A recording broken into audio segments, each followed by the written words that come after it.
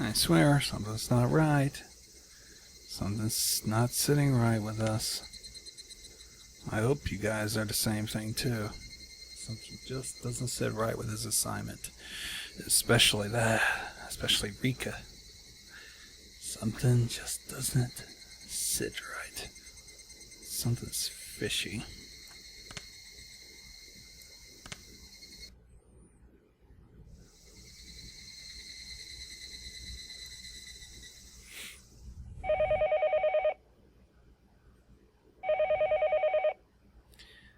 The phone suddenly rang. I woke up in a hurry. The clock reads 9. Damn it! I slept past the time I was supposed to report in. I picked up the receiver. Akasaka-sama, you have a call from an outside line. Should I connect you? It's from a co-worker named Kano. I knew it. I didn't call in. They had to phone me. Sorry, please put them through. Understood. I'll connect you. Please hang up the receiver for the time being.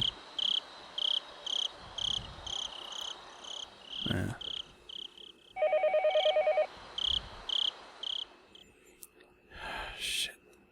Yes, hello? This is Akasaka. Akasaka-kun, this is Kano. Good work out there. You didn't call in for your regular report. We called instead. What's your situation? Leaving the lecture for later, my senior co-worker got straight to the point. Today I went to the village proper. Under the guise of a tourist, I managed to establish contact with the mayor and several other core members of the Defense Alliance. I wasn't able to ask him anything, but I left a good impression and was able to make a bridge for my investigation from tomorrow onwards. I see. It looks like things are going smoothly. Hey, Akasaka. You seem rather naive sometimes, but that might have worked in your favor. I guess you made some good progress for now? I don't have the experience to make a comparison, so I don't know if it's good or not. I think things went well today, though. Did you find out anything for the prefectural local offices? Does it look as though the Onigafuchi Defense Alliance is unrelated? I still don't know. I should have been able to say that. I only had to say that for some reason. I just hesitated, though. I'm still investigating, so I don't know what to say yet. I see. Could you let us know as soon as possible? Think you understand, but after tonight, it had been a full 4 days since the kidnapping. Didn't set a time limit, but it's obvious that time is not on our side. I think you know that. Yeah, I know. I'll investigate a little quicker while still being careful about it. Okay, be sure to look after yourself. You're dealing with a violent organization. Might be dangerous to let your guard down. If you feel that you're in any danger, contact me immediately. In that case, I can get the local public safety office prepared to help you. Thank you, I'll do my best. Anything else to report? There were some bits of supplementary information, and at the very end I decided to ask, how's the investigation going on your end? Everybody's doing their best here, but we're not making much progress. After all, the number of organizations we're investigating is vast. If you find out the one you're investigating is in the clear, we will have you return to Tokyo to assist some of the others. The chief is saying to dig out what you can on Onigafuchi, but I don't think a residential anti-TAM protest group has any relation to the incident at hand. Sending somebody out just to investigate a single group makes me cringe, really. At this point, he was just complaining, telling me to stop taking my time, enjoying my trip, finishing up, and coming back quickly. I'll try to resolve this as soon as I can. Thanks, I'm counting on you. Well, if there's nothing else, I'm hanging up. Okay, that's all I have. As we ended our call, he scolded me for being late with a regular report. Then I hung up the phone, sprawled out on the bed. Come to think of it, I hadn't heard anything from Oishi. He was supposed to contact me about a time and place to meet with the informant. I thought about getting angry with him in retaliation for being scolded for forgetting my daily report. Come to think of it, he didn't really say anything other than he was going to call tonight. Waiting for a phone call when he didn't know what time it was going to be was in itself rather difficult. When I thought of that, the phone rang. I picked up the receiver in a hurry. Hello? Well, this is a surprise. Akasaka, you're pretty quick to answer the phone. A regular use of dating chat lines or something? believe her to try something seedy like that. The way you overreact is rather interesting. Wanna go to a place where you can have a little bit of lewd fun? I'll pass. Could you get just a point, Oishi? Really? Too bad, we'll leave that for next time then. Well, I'll get to the point. Many of the executives in the Onigafuchi Defense Alliance had a lot of sway in neighboring regions. Even in Okinomiya, where there were a lot of people with relations to the village. That's why meeting in the Shishibo Market District far away from it was a matter of course. Akasaka, over here. Get a little lost? Come from the north entrance, it might have been a bit of a detour, but it was easier to give directions from there. I'm sorry for being late. Eat dinner? Yeah, I did.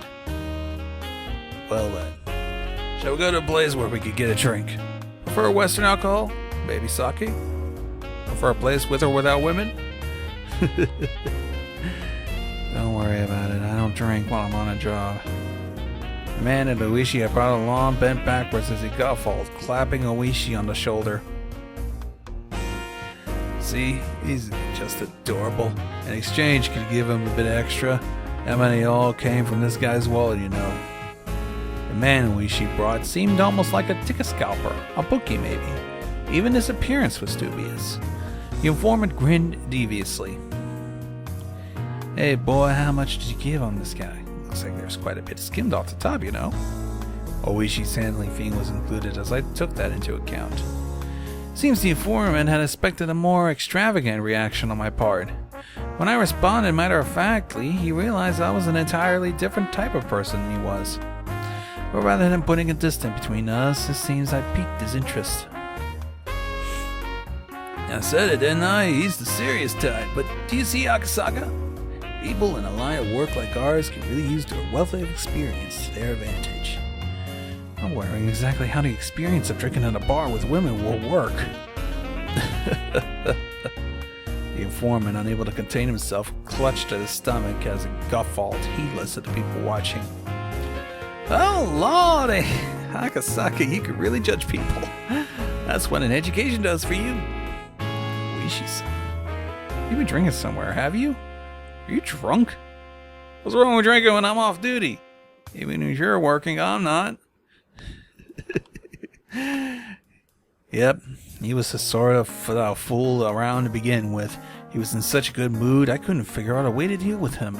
Completely different than me, who had come worried about getting every bit of information I could.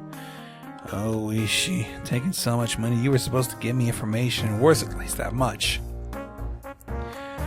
I thought of this, but then I realized I was getting information from the informant, so it didn't really matter how drunk he is. Nothing I could complain about, but I still felt slightly riled up. Oishi and the informant, no doubt a fake name, but he introduced himself as Sato. We led the way deeper and deeper into the back streets of the market district.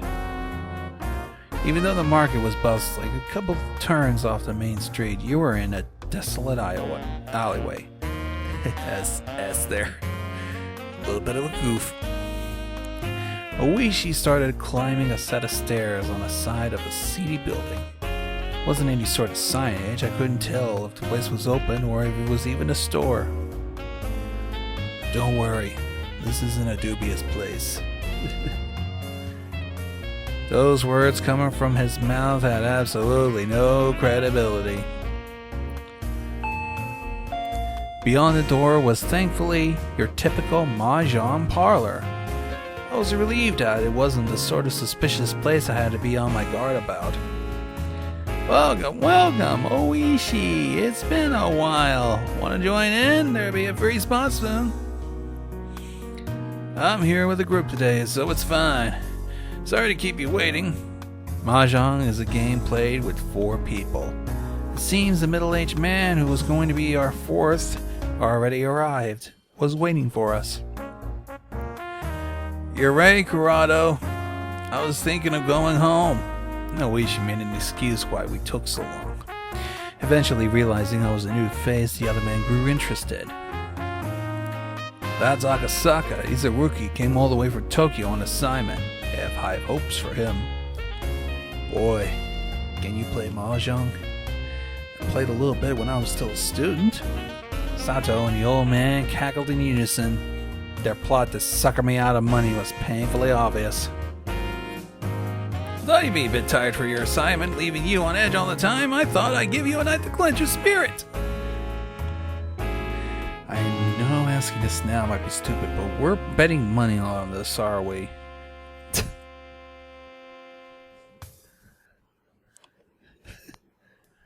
Well, you see, just a little. A little for funsies. But it doesn't matter who loses, because after all this, we're using the money to go play at a very nice place. Go and play? What kind of place would you be doing that? Without reservation, they suggested places like cabaret, high-class clubs, hell, even brothels. At the very least, they were the type of places you couldn't go to with money that was just for funsies. I wish you took my money the other day. I also had work to do, so I can't stay long. Then all you had to do is win. If you win, you can use the money to pay for the table, and you can talk to Kurado about work. No matter what happened, it seemed like they were intent on playing mahjong for free. I would have to fasten my resolve a bit. If I was going to be underestimated like this forever, it was going to get in the way of my work. I understand. I'll play with you guys for just a bit. If I win, you don't get any of the money or get to go to any of those dirty places, and we'll talk about work right away. Yeah, bring it on. If I win, we're heading straight to the Blue Mermaid on Flower Road. With a place where the girls dress up in gym clothes and maid uniforms. This old ledge here likes that place too. Of course, we're gonna hop between all the places where you keep the girls coming. Slurp, slurp, slurp. Oh, Christ. What about you, Sato? I prefer a place where we can drink quietly. Nice quiet place we can play footsies with a bunny girl. Last time we went drinking, you pulled the tail right off the bunny girl. Didn't you end up having to pay for that? The owner ended up charging what he called a tailoring fee. A lively table this was. I could tell the other customers were glaring at us as we loudly continued the crude conversation. Speaking of which, the fact that they assumed I was the same was a bit disheartening. I wish he had taken all the money I brought, so everything I had left was out of my own pocket. In addition, there wasn't very much left that. If I kept on hanging around like this, though, his goading, and my wallet would disappear into the night.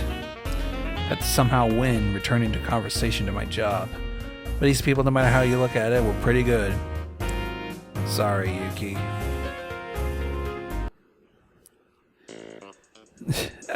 Well then, I'll just call Richie here.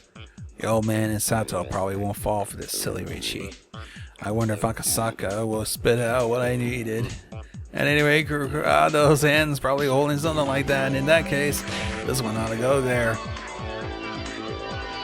Oh, the old man's pretty good. Quietly trying to use one of my save tiles to complete his hand.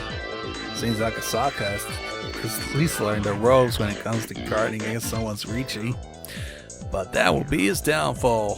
What's wrong, boy? Would you hurry up and discard? If you're not sure, anything that Kurado's already thrown away should be saved, no? Ooh, Akasaka's really fretting over this one. Very obvious he had the save tile to discard, but he didn't want to throw it away because it would have moved him farther from completing his hand. So nice with a young and innocent. Come on, hurry up, throw out the kicker. Give me the winning tile, we'll be heading to an establishment where I can do all sorts of licking and sucking. Man, the implications of that just got really dirty. If he gives the old man his winning tile, we'll be heading straight into place with maids and bloomers. And there goes my integrity. Or the lack thereof. This will go through, right? He looked up as he hesitantly threw out a tile that was, too bad. That's a dangerous tile, you know. Kurado, does that go through? Yeah, it will. Seems this time you were lucky. As long as the rounds keep going, I can still win off the draw.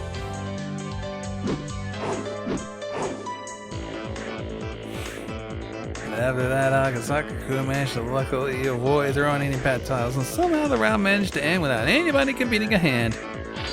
Tenpai. Tenpai. Nothing. Sato had been keenly anticipated the two players were Riichi and had decided to play it safe. What a cool-headed way of playing.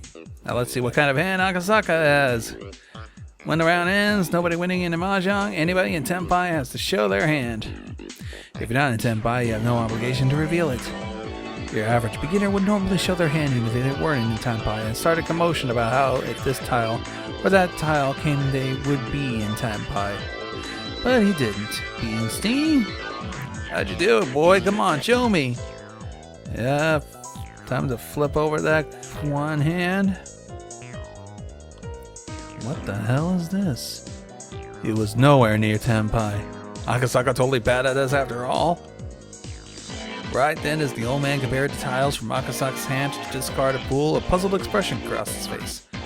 Well, you were in Tenpai right around here, weren't you? Why'd you break your hand? The higher Manzu tiles suddenly got more valuable, so he suppressed them. Even though with Huishi's Riichi, the chance they were save tiles had increased. It would have been no trouble if he read the discards, but he went out of his way to keep them out of play. So Kurata's Tenpai was no good from the start. If it wasn't such a high-level trap, I would have thought that you were waiting for me to throw it out the winning tile. But the more concerning thing is that you were in Tenpai and didn't say anything. When did you realize? Around here? You threw out 4 tiles in a row immediately. First I thought you were just discarding redundant tiles, but I noticed you were glancing over me and realized you were waiting for something. Yeah, you. When did you first start playing mahjong? Never did, except in high school and university. Let's continue. Since Sato wasn't in Tenpai, the round ended without a winner, then I'm next. Next dealer. You really are well at how the game flows, huh? We thought we were just gonna eat him alive, but it looks like this isn't gonna be so easy.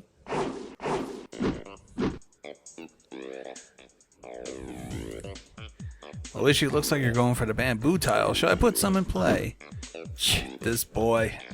Kurata, don't back down. As long as I get 3 more good tiles, Sato, think you could do it? Damn it.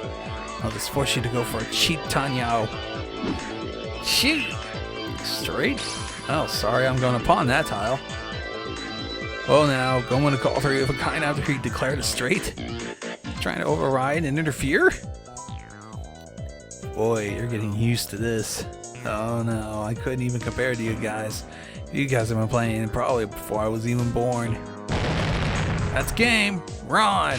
Triplets, 2 at Dora, and 3 more Dora. I'm the dealer. This will cost you quite a bit.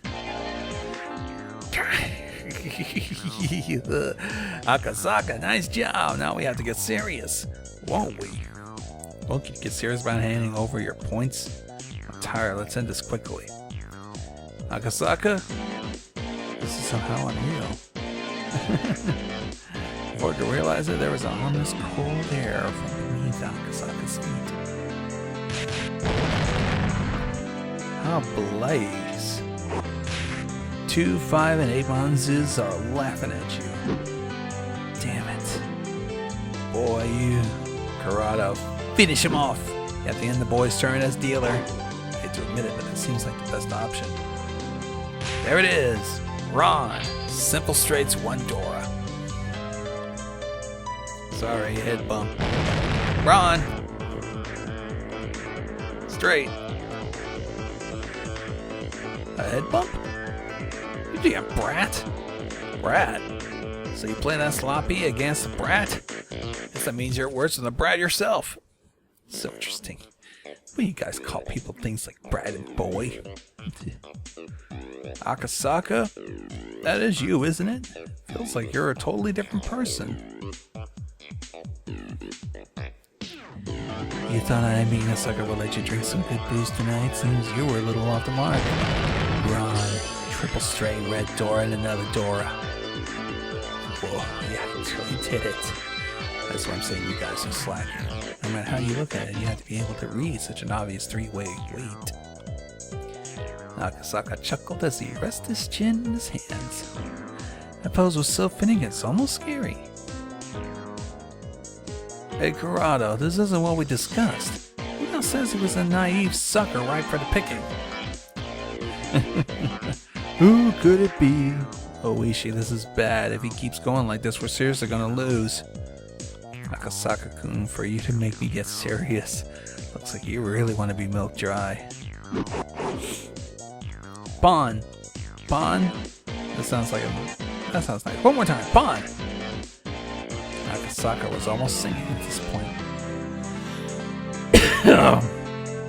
Tiles he had open were all pins. Can't be serious. Are really going for the flush? Pawn. Boy, you're right in the head. You opened 4 sets. You only have 1 tile left, you know? That's right. Did you know? Waiting on a single tile is the hardest thing to read. You an idiot? That much of your hand reveal, you don't think we'll give you a tile you need? I know what you're doing, Akasaka. It's not a flush or a half flush, is it? I've had you call pawn 4 times. You are in position for an all triplet hand. You're far and away in lead. You're trying to show a flush. Goat isn't giving you triplets, aren't you? That's what you think. Want to try throwing out some pins? You left 5 tiles in your hand, Oishi. They're pin tiles you're reluctant to throw away, aren't you? Why don't you try discarding them in order from the left? You must be joking. Is he a mahjong god? If not, he had to be main character of a manga or something. Well, aren't we technically the lead in this story arc? At the moment, the old man sent me a sign under the table. The message was simple and clear. Karado, do it. Crush him. I don't like to cheat against kids like this. Idiot. After being disrespectful like this, we can't pull back now. Well, I'm not responsible for what happens, you know. Go ahead. Here we go, boy. Reachy! We'll go open. I'm waiting for a 147 pin. Looks like the title Akasaka was waiting for was one of those. With this, he's no longer capable of winning the hand. When I drew from the wall, I switched out the title that Akasaka would draw. The title I put there was the 1 pin. One of the tiles the old man was waiting on. Akasaka discarded it a little while ago, so there was no threat of it being the one he needed. Come on, it's your turn, boy. I knew he was trouble. The tile he drew was the 1 pin. Of course, you couldn't discard it. Boy, you must be aware, but if you discard an open Ricci, it's worth the limit, you know. You don't have to tell me that. The tile that came from Akasaka's hand was an honor tile. Ain't that something? Only 1 Northwind tile left, is there? You were counting on a real rough wait, weren't you? But with this, Akasaka's fate was decided. I need to pause the recording. Something's going on.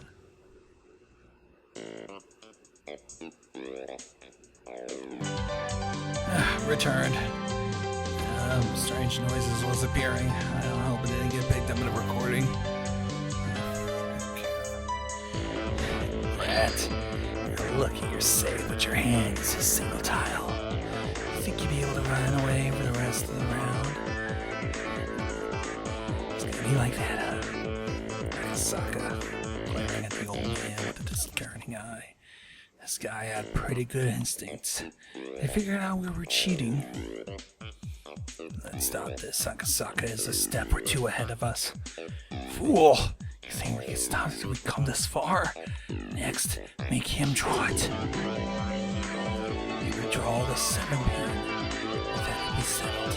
No matter which discarded, you play right into the old man's hand. An unavoidable full payout!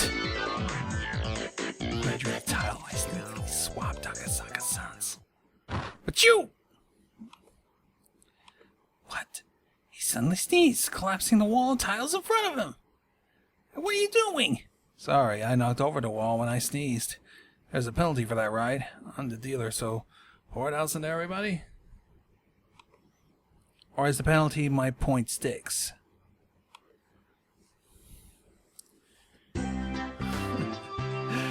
Oh, man. You knew what was going on. You knew you'd be cornered a second time. You won't be able to escape. You took the drastic measure of knocking over the own wall. You're good. You got away from a full payout. Could you not bother putting me in an obvious trap? If you were at Baba, this would have been the point where I flipped the table. No, sorry, I underestimated you. For some reason, you're really good. Answer me honestly, you got a lot of experience when you were younger, did you? I played quite a bit around Waseda and Takanonoba Baba. The place I was accustomed to going to have hyper rates. They chewed me out. I made a woman who became my wife pretty angry. I washed my hands of it all. Raised the stakes too high. How much were you playing for all this time? Depends on who I was playing with, but it was more expensive when I played in Kabukincho. Largest stakes I played was about 20 times the standard rate. 20 times? What kind of stakes? Did you have Yakuza at your table? Pro baseball players? What is this? Grotto, you buffoon! Where did you pull this professional from? I give up. Jeez. Boy, it's your win. I surrender. Thank you. It was an honor. Oh my. Your personality changes when you play. Why do you even have a day job? You have no problem living as a freelancer. To be a pro mahjong player, you need both talent and luck. I didn't have anything like that supporting me. Luck's luck. With somebody your skill, I think you'd be able to make it pretty far. Normal luck just doesn't cut it. Calling a can in one time out of 3, you can even win on the extra draw with a Fordora. That kind of luck.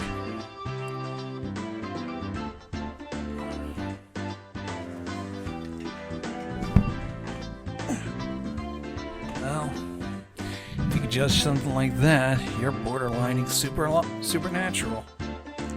There's plenty of people who could do that without cheating or superpowers. There was a person I managed in Juku who would get Doris every time he blinked. Drunk as demon. A pro I played with in Yokohama, he would draw the tile he needed immediately after calling Ricci like it was an everyday thing. I don't have that kind of luck. So what type of folks were those? Were named Ryu or Satoshi by any chance? Well then, it's alright if I'm declared the overall winner. I totally lost. I lost. It's been a while since I lost this big. Were you playing, boy? You were pretty into it. It's kind of scary. I hear that a lot. I don't mean to change gears like that, though. I really look that scary? So the three of us nodded empathy and agreement. That was Akasaka, the mahjong prodigy. Before he goes home for his assignment, maybe I could have him go play at a high-stakes table at my place. But it's not good to get greedy. Well then, nothing for it. It was a promise. We'll break up our little late-night study group. Sorry about this, old man. That's it for tonight. Nothing you can do. I'm going home to sleep. My body won't last like this. Problems at work. He's the foreman of the primary construction site of the Himizawa Dam. He's butting heads with the residents every day. A rough business. By next year, I might be in charge of the second site as well. Her Kuroda was pissing blood. He won't hold out much longer. You'll be alright, old man. Your skull's thicker than the looks. Not exactly a saint, you know. There's times I just make my blood boil. Especially can't stand dealing with that bratty daughter of the Sonozakis. Think one of these days I'm going to rearrange her face. Now, at least the pay is good. Heard wages are pretty exorbitant. Oh yeah, they are. If the pay was cheap, nobody would hang around that god-awful job. Garado, exactly what the police are going to tell all the villagers to show off. But they notice of eviction from the government, right? Maybe. Wonder will that happen. The old man, the foreman of the Himizawa Dam, spewed a few complaints until he felt better about it and he left quietly. Let's go. I'll leave the rest to Sato. Oh, wait, you're going home? If I'm here, I'll just be in the way, won't I? Besides, the one who bought his services was you. I didn't pay for my share. He was kind of sketchy, but he was strangely conscientious about some things. I felt quite a bit of a gap between myself and Oishi's generation from that part of him that I didn't comprehend.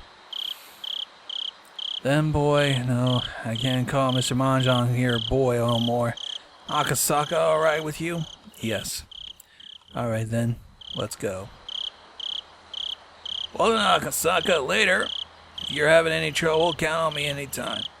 I don't have any more money to pay you, you know that.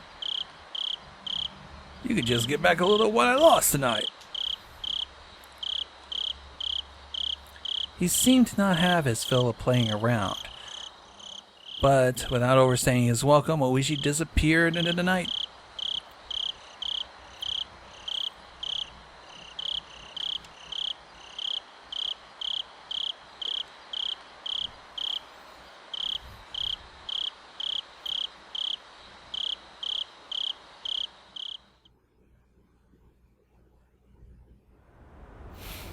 The informant was Sato. He had me get into the car. He favored narrow roads, making numerous short left turns. Checking if we're being followed? You know a lot about this. Checking to see if you were being tailed by making left turns is a rather classic technique. If it was just a single pursuer, you can confirm it that way. If you're being tailed as a team, the archaic method wouldn't let you shake them. Of course, doing it anyway was better than not. I didn't hear anything from the boss as to who you are, Akasaka. Related to the police, if you're familiar with checking for being tailed, the only other possibility I could think of is something like a private detective. If it's not something I had to say, I'd like to refuse to answer that question. Ever since we played mahjong, you seem a lot more mature. I wonder where that hesitant person went from when we first met. I smiled wryly. Looking back now, I had to be a little grateful to being made to play mahjong. Nice that I was able to relieve some tension. Sato, confirming there were no cars, slipped outside the city. We were on a pitch-black country road, unable to see anything besides the lights. The only things I was able to hear were the hum of the car's air conditioning, the chirping of insects and frogs. I heard from the boss you want to hear a bit about the Himizawa village. About the old houses as the three families who control the place. Or that right now is pretty much the Sonozaki family running things. If you don't know much, I'll cut out the introductions. If you would, can you confirm or deny that the Onigafuchi Defense Alliance is involved with the kidnapping of Mr. Inugai's grandson?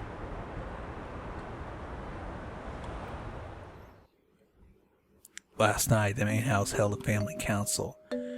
Did you hear about it from the boss? No.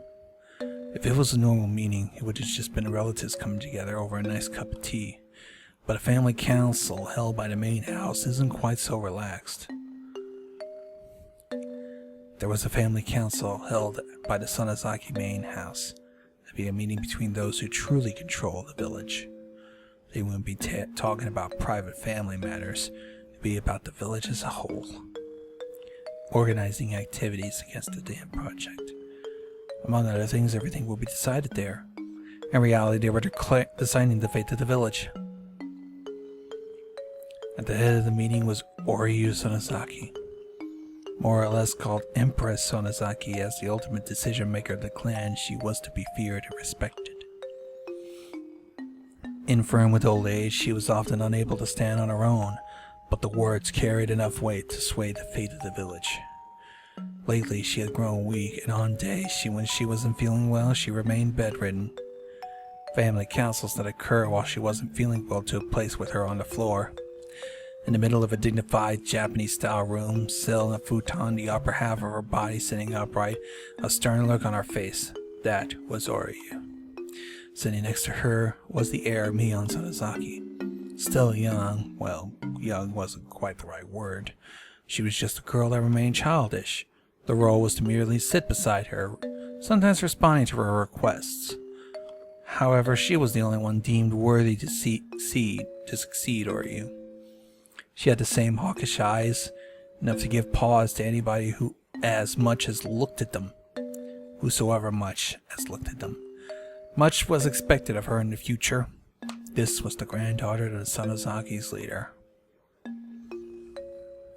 On either side of her sat several other important members of the remaining three families, Kimiyoshi and Furude. First on the list for the Kimiyoshi family was of course the mayor of Himizawa village, Kichiro Kimiyoshi. Lined up beside him were several more of the direct relatives. Opposite them sat the other of the three families, the Furude family, only comprised of the family of a Shinto priest. The only one sitting there was the priest, his wife, and their daughter, Rika. Rika was dotted on by many of the other folks in the village. Uryu was no exception. While the stress from just attending a family council was said to be enough to shorten their lifespan by a few days, Rika was the only one exempt. No matter how charged the atmosphere was around her, she paid it no mind, humming along as she dawdled in a sketchbook. The night before, lying on her stomach while humming and doodling, she nonchalantly tucked her legs into Ori's futon like it was a kotatsu. All this was the three families. All around the room, lined row upon row, were relatives of the Sonozaki family. The ones who were afforded cushions to sit on were direct relatives. The others were left to sit in the setsu position, directly on tatami mats. With Empress Sonozaki enshrined at the center, it's like a giant snake coiled around the room. It was decided that everyone would sit in order and rank. The number of people from the Sonozaki family was overwhelming. The fact that the Sonozaki family held so many seats in a meeting where everything pertaining to the village was decided made determining where the balance of power was held in the three families as clear as day. The number of members in attendance from each of the families directly reflect how much influence they had in ruling Hinamizawa.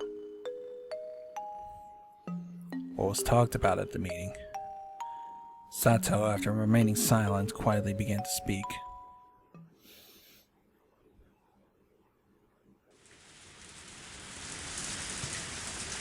Wasn't our momentary gift of appreciation to the media a little large? Breaking a moment of silence with the head of the Kimiyoshi family. The Onigafuchi Defense Alliance wasn't a business. It was nothing more than a private organization pushing for the cancellation of the project, with no reliable source of income. Fundraising had always been a problem. When they first started operating, they managed to collect a sizable amount of funds through donations, but as the conflict dragged on, that amount was steadily declining.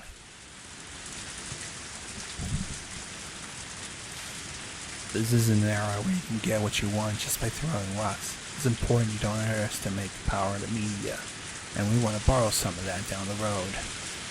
The expressions of the people related to the Sonozaki family were sullen, as the one who suggested that they should borrow that power was the family head, Oryu Sonozaki.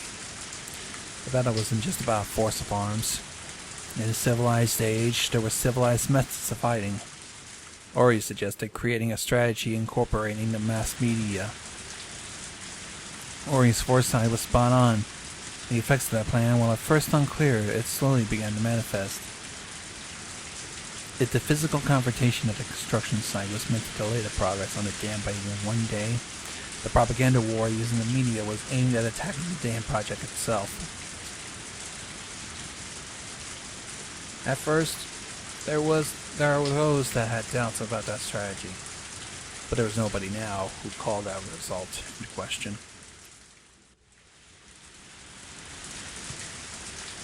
But in order to maintain those media ties, a colossal amount of money was required. As long as the amount of funds they had was abundant, things would have turned out fine. It couldn't be argued that it was a massive expense, but the results spoke for themselves. Within the conflict continuing to drag on, the circumstances changed. The head of the Sonozaki family, or the one who sat at the pinnacle of the three families, Uryu, suggested the idea herself. It was already untouchable and continued to be allowed to drain from the budget. Nobody acknowledged that it should be so allowed, but nobody could say anything. That was the price of dealing with the mass media. What do you think? The only person who could object to a plan proposed by the head of the Sonozaki household was probably Mayor Kimiyoshi. Oriya, with a hard-to-define expression on her face, as if she had severed herself from the feathers of mortal emotion, simply listened quietly to the words. But really, it was hard to tell if she was still listening or didn't have the intention of listening. Last year, we went through a lot of trouble getting people to wrap their heads around the price hike on the bulletins putting out. We convinced them it was just a one time. It just wouldn't do if we had another one this year. Right, Furede? The mayor looked at the priest and his wife from the Furede family for affirmation. The priest gave a vague expression, avoiding a prompt response, but his wife giving her an answer without a second thought. That's right, the cost of the bulletins are a particularly harsh burden for the poorer families. Everybody's dealing with it for the sake of the village, but it's best we don't increase the prices anymore. The bulletin was, as the name implied, a bulletin published by the Onigafuchi Defense Alliance, outlined the activities, ideas, and resolves. But you couldn't deny the contents were rather piecemeal.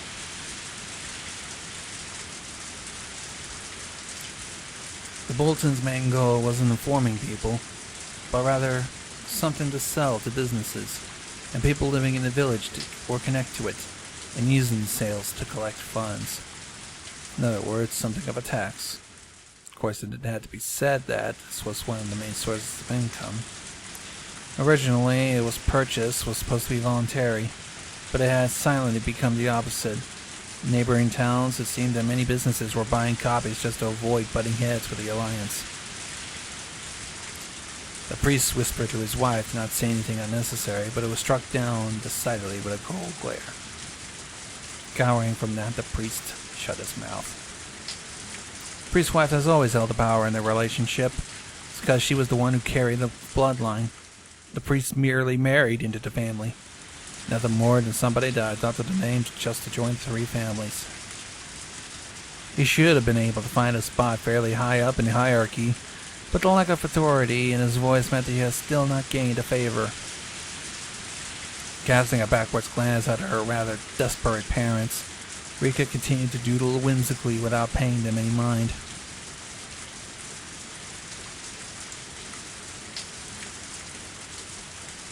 Signaled by a look from Oriya, Mion brought her ear closer to her grandmother.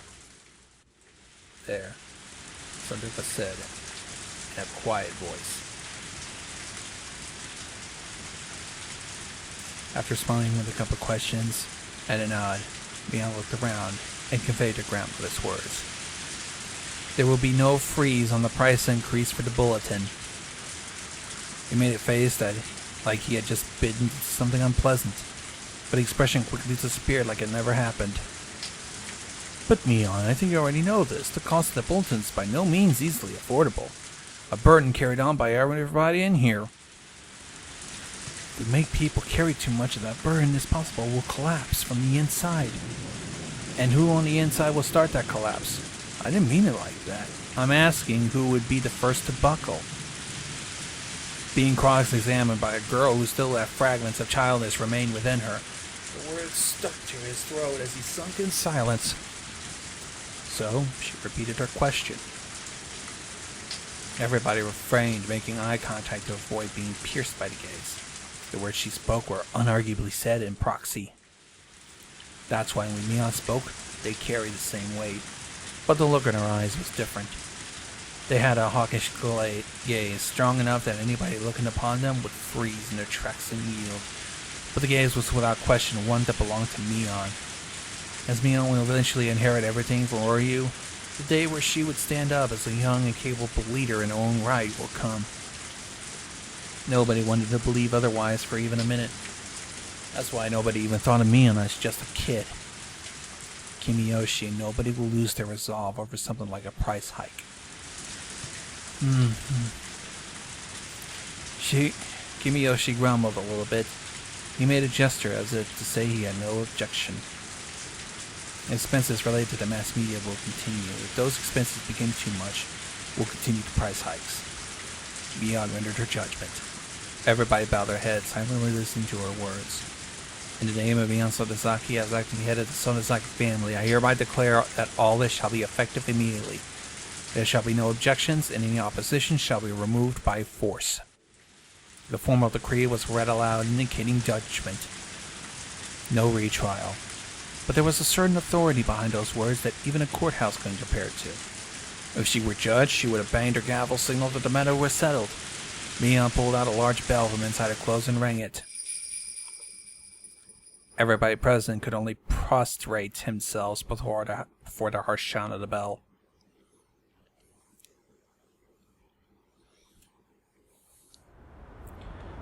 Well, a rather old-fashioned family council, isn't it? A young guy like you will probably find it hard to believe. In an antiquated place like this, these types of things have firm roots. Exactly as Oishi said. The old system of the three families had vanished. Now the Sonozaki family is running things by themselves. On top of that, their rule was borderline despotic. Was that the end of the meeting? A bit more.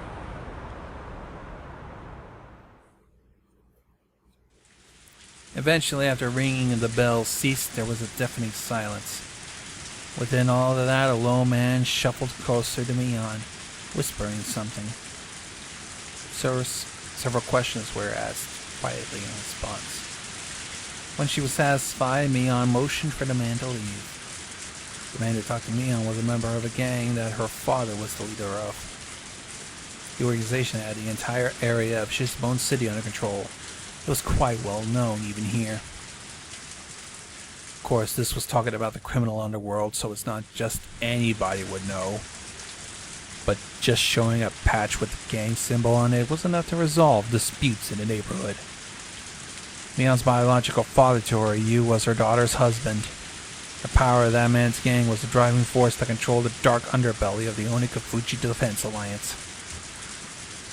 So that man from his position as the next in line to control the three families continued to coerce everybody around him with unconventional presence. Mion exchanged a look. Was it okay for her to tell what she just heard directly? It looked like she was asking him that question. Her father gently but firmly nodded. Mion nodded, sidled up to Oryu, and informed her. Mion finished conveying her message, separated herself from Oryu, and fixed her posture, waiting for Oryu to signal her response. It wasn't often that Oryu showed any emotion. When she started to laugh quietly, a vague sense of uneasiness crept over everybody. Quite a conundrum, isn't it? Oryu was laughing so happily, Kimiyoshi had to hesitantly ask, "What is it? If this land is like a mother to us, then the business with the dam is like somebody threatening our mother's life, isn't it?" Unable to comprehend the meaning of the words, looked confused. With a wide grin on her face, Oryu turned towards everybody and addressed them in a clarion voice. The minister behind the dam project is apparently rattled over the kidnapping of his grandson. That makes us even. That's absurd. Information on the kidnapping of Minister Inagai's grandson shouldn't have leaked from anywhere. How did they know? Even if we didn't know much about the kidnapping incident, exactly how did an antiquated household so far away from Tokyo come to know of it? It was a tranquil place, but I couldn't help but have an uneasy feeling about the village. At some point, I mentally filed this place away as unrelated to the incident. The mental paperwork just blew away with the wind. How did the Onigafuchi Defense Alliance know about that? Unable to come with an answer, Sato fell in silence. Sorry, continue. Sure.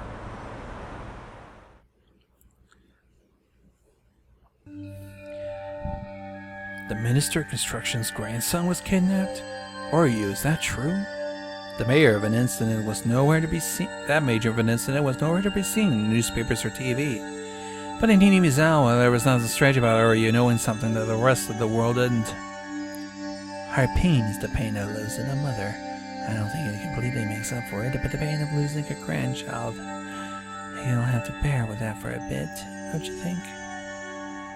The last question wasn't addressed to anybody in particular, as if she was looking for a consensus. Still, and in a human child are different things. I don't mind hiding him here, but I want no harm to fall on him. The child isn't to blame. Make sure to keep that in mind. That means the Onigafuchi Defense Alliance were involved, is it? Can't say for certain. Why? Even though their leader Oryu was clearly given orders on the treatment of the kidnapped child? Lad, you see, this is what the Sonozaki family always does. What do you mean by that? Let's say there was a particular problem. One that wasn't exactly favorable for the Sonozaki family. If Oryu shows concern over that particular problem, hearing that, somebody who attended the family council would be helpful. As a result, a wish will be granted. Neither Oryu nor anybody else would know who did it. With this kind of clever little ploy, the Sonozaki family was able to manipulate events, even though they had their hands laid out on the table. Somebody was at the family council was a culprit, or the possibility there was never a culprit in the first place. Oryu herself in that room full of people didn't explicitly say that somebody pulled it off. She was just giving her opinion. And not an unpleasant, secretive way of doing things. Were they involved, or weren't they? Couldn't see beyond that veil. However, I can say this much with certainty. The kidnapping was an ironclad secret. No matter how high a position somebody was, even they would know about it. If there was someone who would know about it, they would be connected to public safety. In other words, one of us. The only other option were people connected to the case itself, including the minister. There would be people affected, or the people that committed. In any case, there was no way an old household and a place removed from Tokyo by over 6 hours of highway travel should know about it. Them knowing at all was already strange. My suspicions began to accumulate, like falling snow. That's as much as Oryu said in regards to the kidnapping. Hopefully what you wanted to find out wasn't there. After this is up to you. I don't know what kind of work you're doing, but if you're going up against the Sonozaki family, you best prepare yourself. Oishi might be fearless, but even he's been attacked 2 or 3 times. Hasn't been wearing it lately, but at one point he was wearing a stab-proof vest while off duty. Oh, thanks for the warning. I'll be careful. You speak pretty well. You're from Tokyo? What's your point? Investigators were always close to danger. Best not to divulge any information. Your job.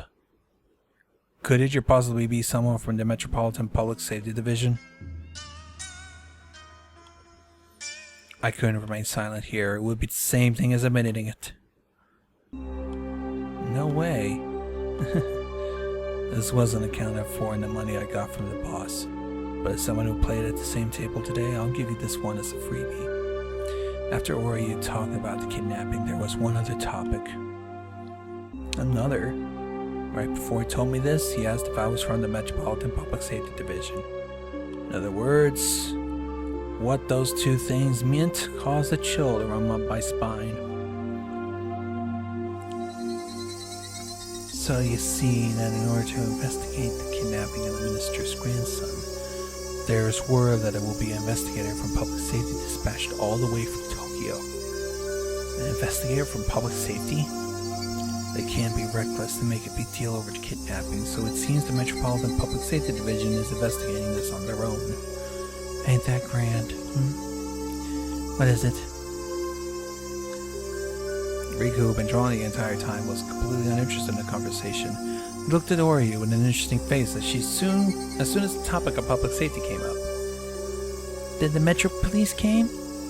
Oh, so Rika knows about the Metropolitan Police Department? Very admirable.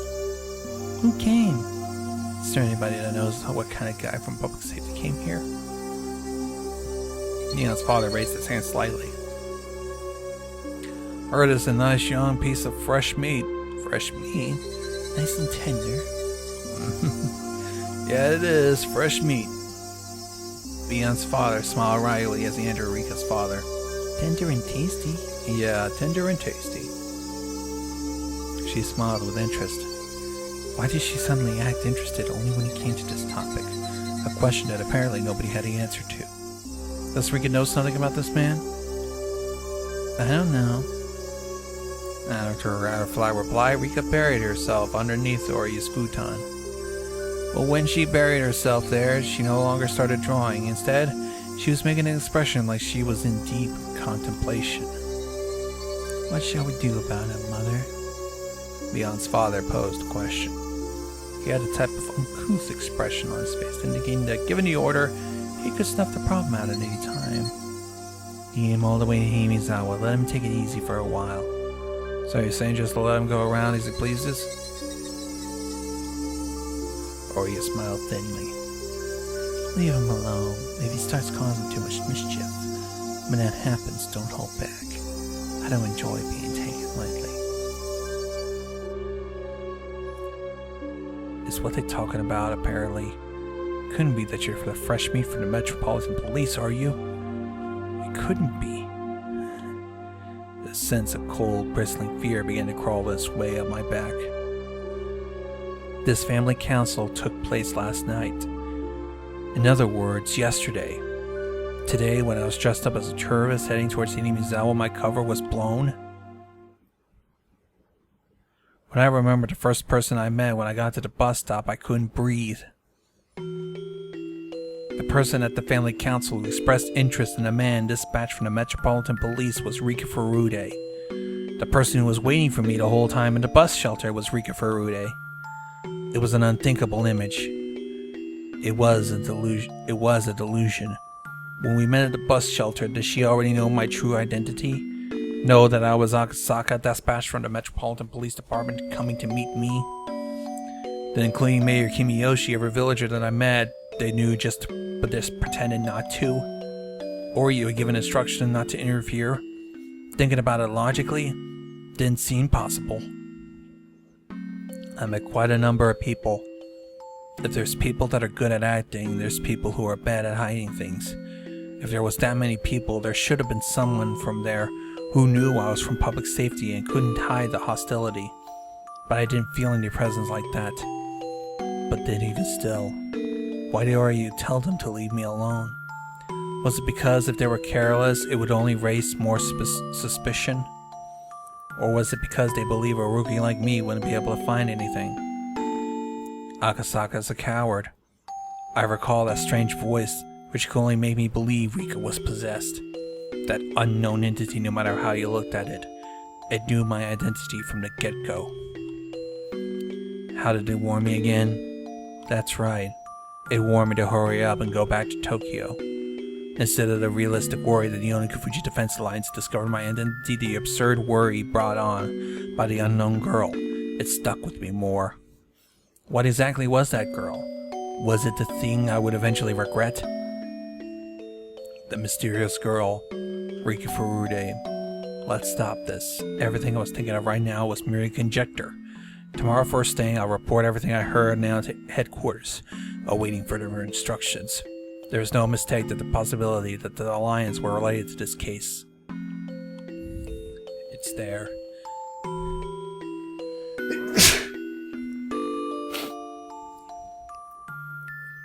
The fact that my cover was blown meant I was in a precarious position. As everybody at HQ was already extremely busy, they might not be able to spare the support. Is that everything? If you want, I can drop you off at wherever you like. Sorry, in that case, the station where we originally met. A rural road where even a street light was rare. I couldn't see anything. I wasn't aware of anything but the asphalt that was lit up by the headlights. Outside was simply darkness. Or was there something lurking there waiting to strike? I had to think I drew the short straw here. I want to go back to Tokyo. For some reason, the voice of the girl warning me to go back still lingered in my head.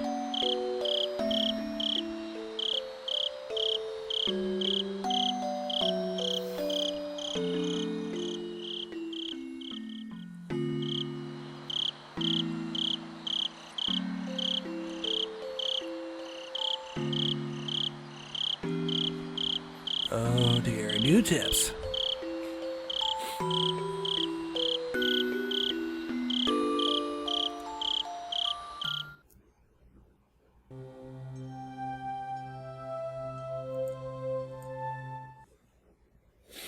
So, how's the investigation? Oop.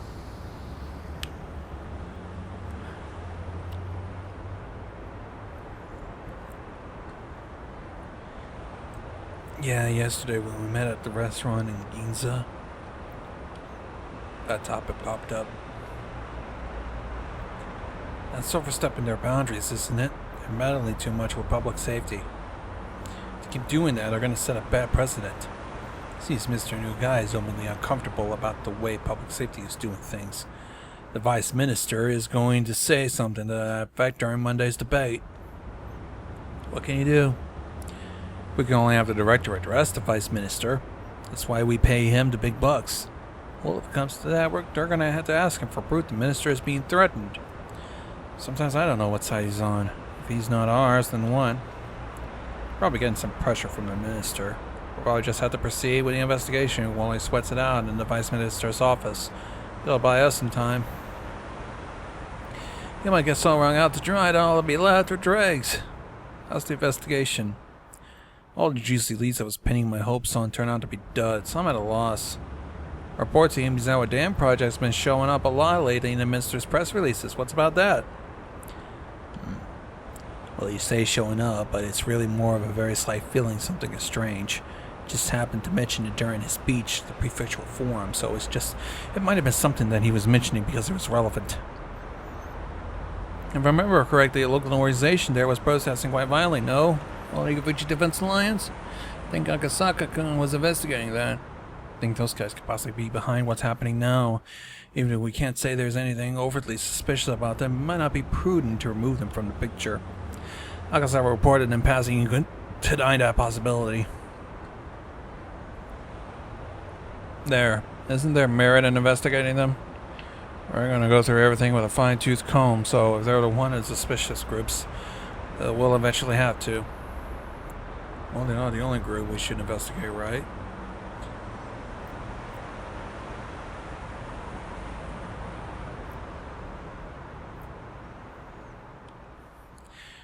We're just talking about groups that are suspicious of Onigafuchi. There's quite a few. We don't have the men, the time, and the money for it all. I'll try asking for more details from Akasaka. I feel like we should pay some extra attention to this Defense Alliance. It's reported that he's established a reporter with the villagers. Seems that he's collaborating with the local police. Keep in contact with Akasaka on the down low. If there's anything in this info that merits investigation, it's possible we can send reinforcements. Got it. Sorry, Chief Kataka.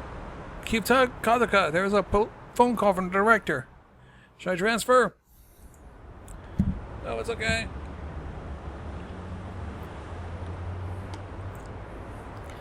I'll head over there. Yes, hello?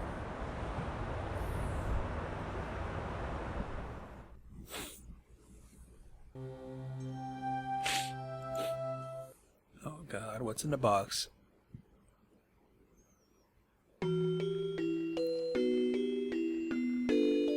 Do you believe there are choices in life? There are many people who are lamenting.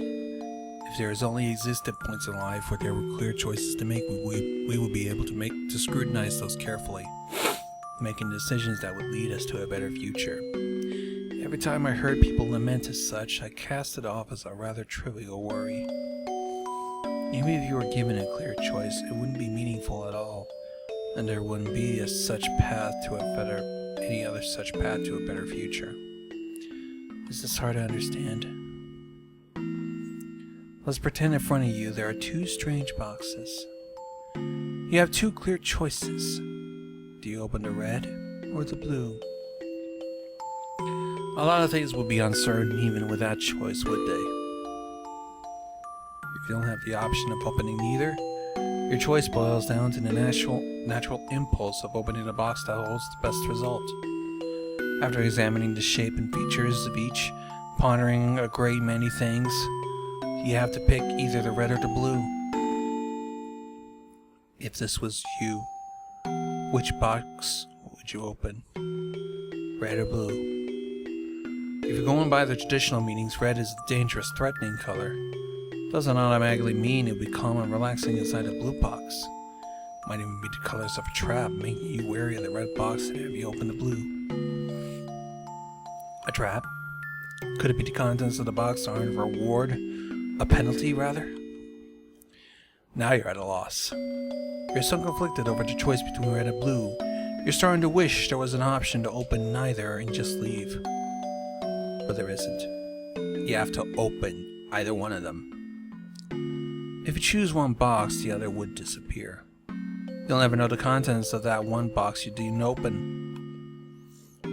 Let's just put that rule out at the end. Now why don't you choose? Red or blue? It's alright, you won't lose anything by picking either one. Well, well.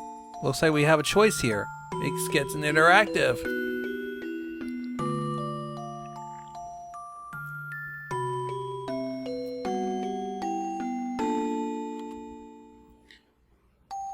Have you thought about it? In the end, you chose this color, didn't you? As soon as you chose, the other box disappeared. You can give up on the contents of that one, okay? That's the rule. Now open up the box you chose. Inside the box, a piece of caramel. I know you're a little disappointed. Well, that's only natural. No matter how you look at it, it looks like you drew the dud. The correct box might have been a bar of chocolate in it for all you know. Now, in fact, someone incredible like a pair of tickets to Hawaii, it might have been in there. But if you want to verify that, the other box has disappeared. Nowhere you can check now. But if you think about it from an optimistic point of view, maybe the other box was empty, and this one was the winner. And being satisfied, or perhaps not, with such a cheap prize, you pop it into your mouth and start to chew it happily. So, what do you think in the end? If you were given a second chance, would you try to open the other box? Unfortunately, the chance to choose between red or blue had come and gone, never to be seen again. The chance to change your selection will never come. Don't your parents often say every choice you make in life only happens once, so choose carefully? See? Choices aren't that great after all. Aren't you a little disillusioned now?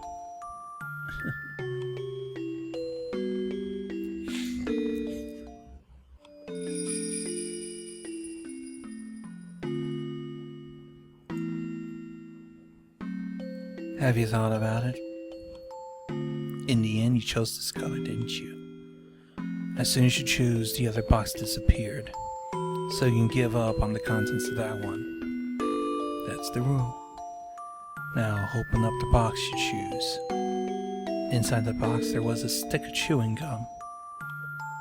Right now you're thinking, that's it? That's right. The contents of the red box and the blue box were a piece of caramel and a stick of chewing gum. You might have thought you made the wrong choice before, but now seeing them together like this, you can't really say that either choice was the wrong one. Well, I guess everybody has their personal preferences. If you prefer caramel to gum, for example, you're definitely thinking of choosing to open the box again based on that preference. The clear choices you wanted were basically this. The selfish desire to open up both boxes and compare the contents to pick the one most suited for you. But you see, the reality is the same as this game. If you pick one, the one you didn't choose disappears. There's no way you could check the result. If at that time, if you had done this, or perhaps you had done that, then it wouldn't be hard to imagine that you could be happier or less happy than you are right now. In the end, you only had the pleasure of approving of or being disappointed by the choice that you did make. But that's fine. After all, didn't you enjoy the thrill of making the choice? If, like now, you knew the contents of both boxes, then the choice between the red or blue would have been a waste of time. Because instead of this boring game about boxes, you could be looking at the quickly changing evening summer sky, listening for distant sounds of thunder, pondering if it's going to rain or not. It would have been much more fun.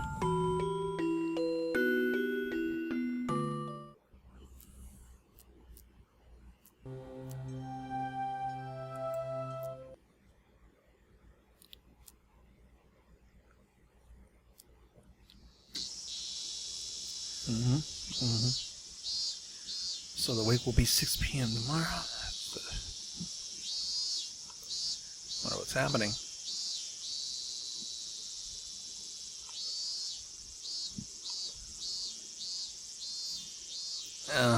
Looks like we have a funeral.